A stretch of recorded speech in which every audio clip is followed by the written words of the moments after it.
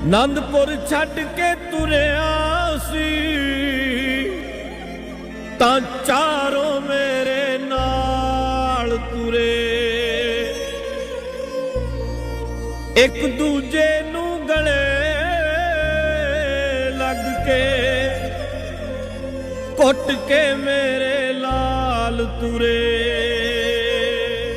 ਰੱਖ ਸਕਦਾ ਸੀ ਫਰਜ਼ੰਦ ਬਚਾ ਕੇ,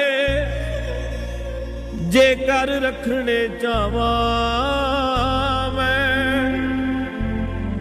ਉਂਗਲੀ ਫੜ ਲੈ ਸਿਖਾ,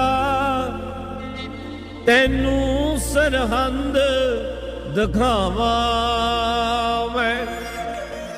ਉਂਗਲੀ ਫੜ ਲੈ ਸਿਖਾ, ਤੈਨੂੰ ਸਰਹੰਦ ਦਿਖਾਵਾਂ।